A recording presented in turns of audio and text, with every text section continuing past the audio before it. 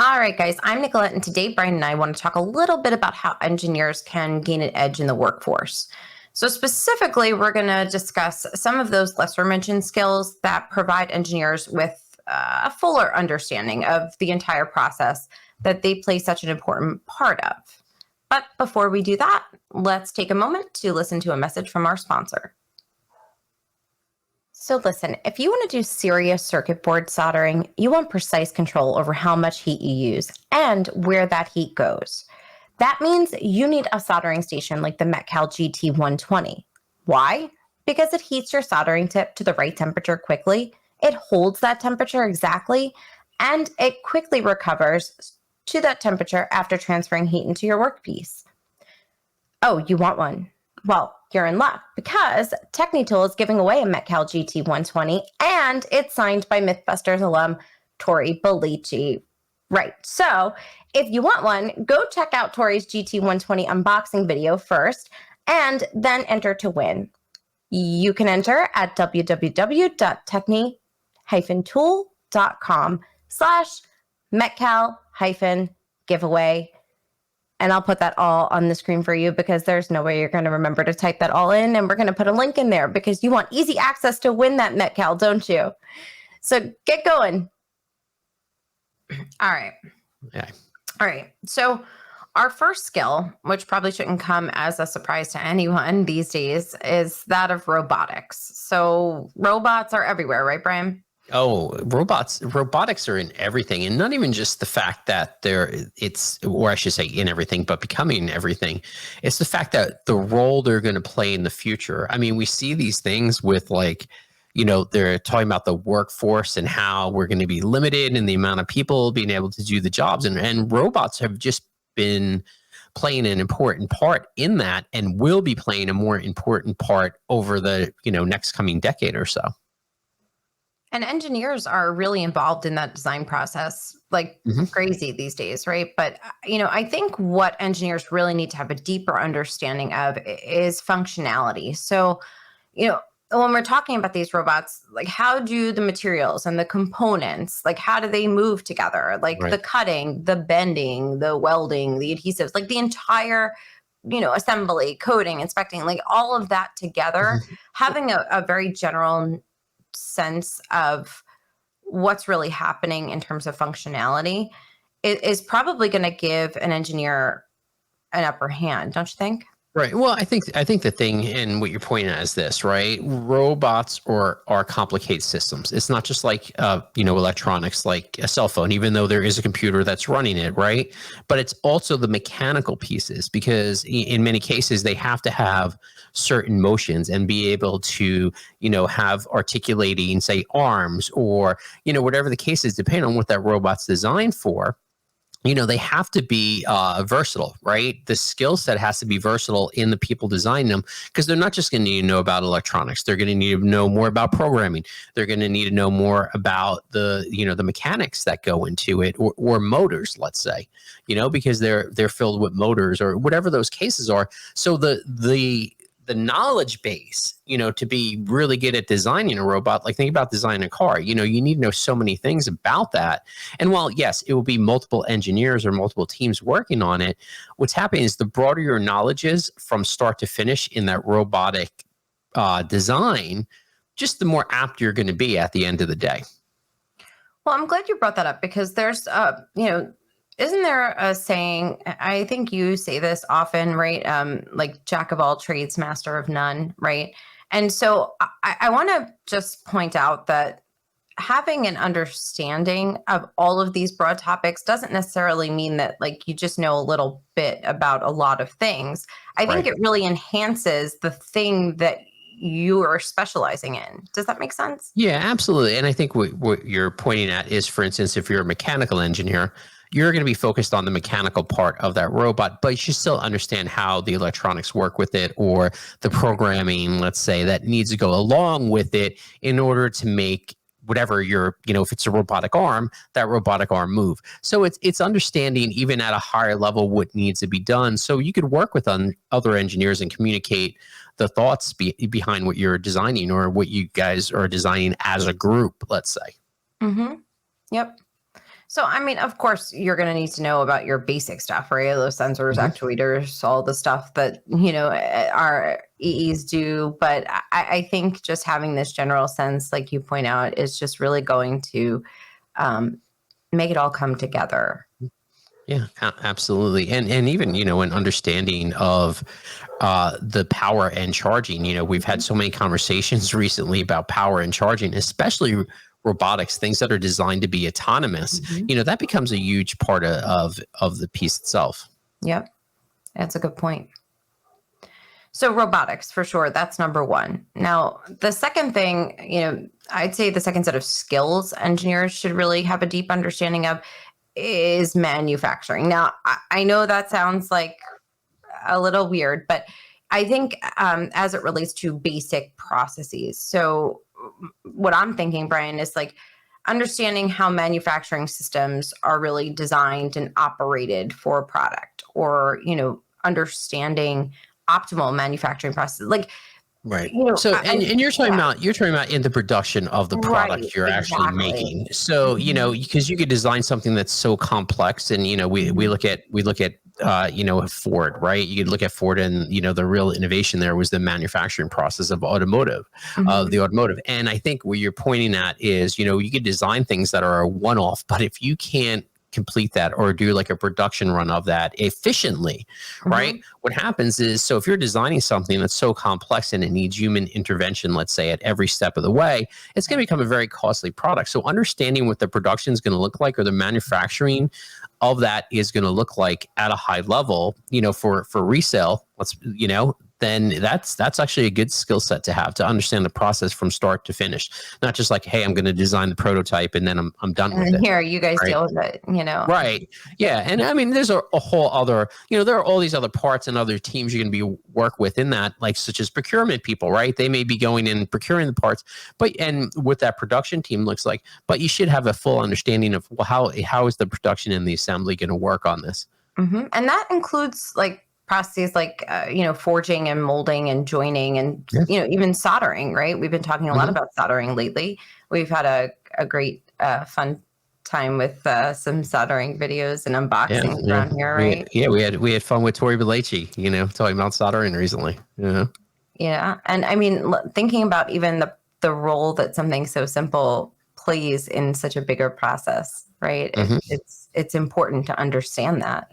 Well, and I think the other thing is too, when you understand what you're building, right? How, we talked about some of the logistics and procurement, like what are the costs associated Mhm. with actually manufacturing that? Like a lot of times, we're not really thinking about that. We're designing stuff to be, say, optimal, right? But Right. if it's not a one-off, like maybe something going to Mars where you're going to design two or three of them, right? If it's something that's going to be a consumer product, you really need to take that into consideration. Like, some of the costs of the components that are going in there, how to even reduce costs and improve the product quality. Right. So there are many things that go into it also around costs and the economics in the product itself. That's right. All right, you ready for the third one that I'm thinking? Sure. What's the third one you're thinking? All right, so this is kind of like a combo deal. All right. Hmm. So programming and computer aided design. What do you think? Hmm. Well, so I mean, let's start with programming and computer aided design has been around for a long time, right?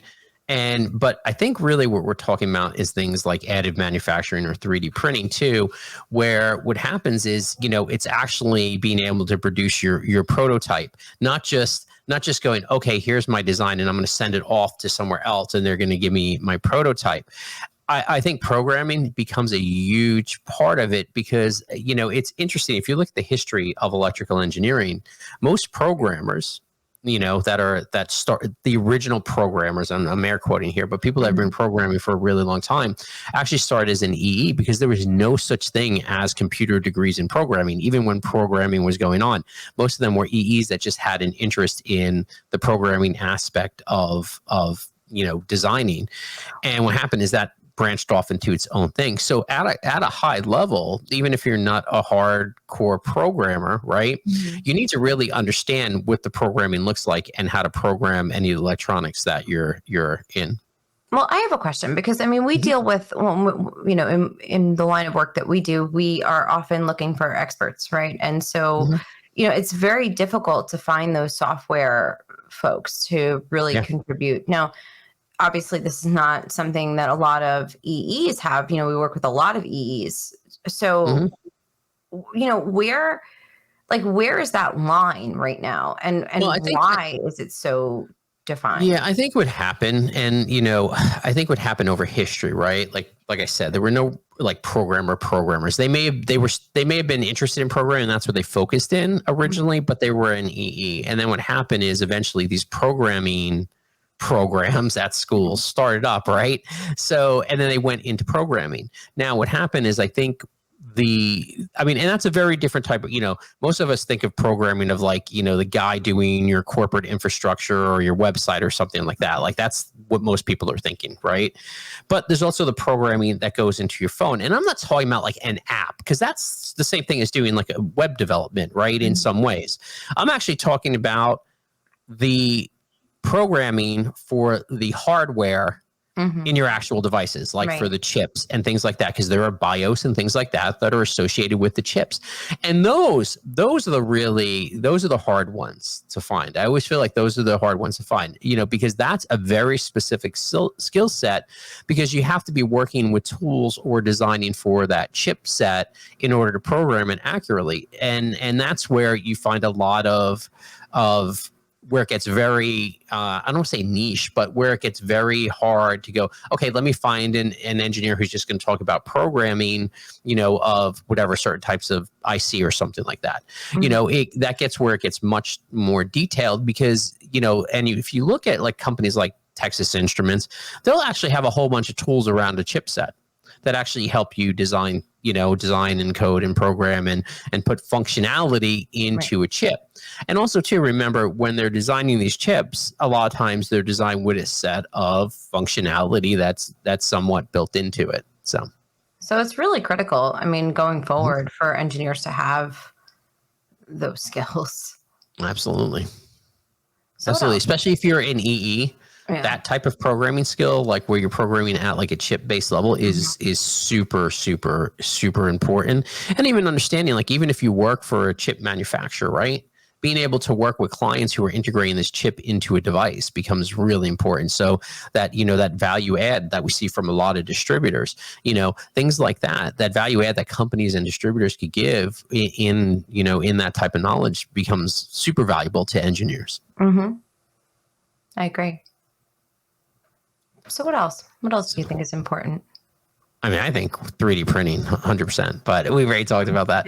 But because you're going to prototype, right? And that's going to save you cost, back to Right. where we were with manufacturing, that will save you some cost, at least for prototyping.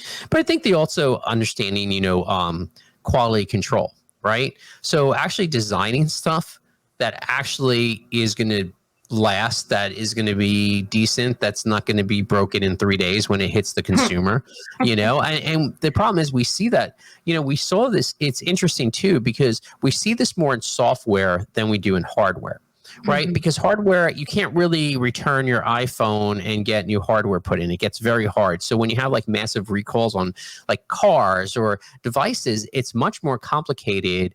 And you see, in my opinion, you see a lot of software being put out. And you saw this originally, I think, with the gaming industry, like video games, where they would put out games and they would just push them out because they were pressed for deadlines and they'd have bugs in them, Mhm. but they knew they could update them because everyone had Right. internet access, so you could update them. But you don't really see that with hardware. You could update BIOS and things like that, and we see Mhm. sometimes BIOS updates going on for our computers or our Right. phones or sort of system level stuff. But you can't really do that with hardware. So if you mess up a piece of hardware, it could be really costly for you or your company or whatever the case is Right. if something starts failing. Right? We saw that. Mhm. Who I forgot what cell phone company had the battery issues. Oh, yeah, I I don't remember remember who it that. was. Yeah, but you get my point. Like that's a costly issue. Yeah. Now if you got to replace all the batteries in a cell phone because whatever, the way it was connected or the manufacturer of the battery or whatever. So quality control is a huge thing too, and understanding how you're designing your device and how long is it really designed to last. Mhm. Yeah. So is there anything else you can think of? I think those are 4 pretty core things that most engineers should sort of think about. And they're really bigger conceptual things, right? It's not just like, hey, learn 3D printing or learn, CAD design or something like that, or circuit design. These are high level things that are going to actually make you really effective in your product development and your business development for your own company or the company you're working for. Right. And really make you an asset. And that's really what we wanted to talk about today, gaining an edge. I think while there are so many, positions needed and being created because of the way the industry and technology are moving, I think you're still going to have competition, right? So you need an edge regardless. There's always going to be competition. So, having an understanding of these 4 things, like Bryan said, is really going to give you that broad knowledge that will help you do your job better. Especially if you're going to, and we know a lot of engineers that are, especially if you're going to be an entrepreneur, right? You're going to need some of these core skill pieces. Mm-hmm. And if you think of anything that we didn't mention that you think engineers should really have a deeper understanding of currently, please let us know. Leave us a comment or shoot us an email. We're here. Mm-hmm. Or you could text us. Oh, you can text us. Do you want the phone number? Are you ready? Ready for this? All right. It's 631-380-4740. And you can tell us anything you want. Almost anything. Almost, yeah. We've received some weird texts in the past. I'm just being honest.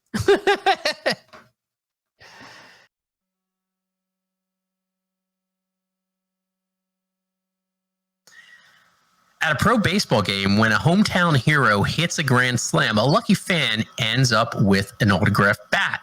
Why not celebrate that same passion in electronics? Technitool is giving away a top-of-the-line Metcal GT120 soldering station signed by Mythbusters alum Tori Belleci. Unlike autographed sports gear, you won't want to leave it in a display case. Check out Tori's GT120 unboxing video. Go to technitool.com/Metcal giveaway and enter for a chance to win. We'll also drop the link where you're watching this or listening to this below.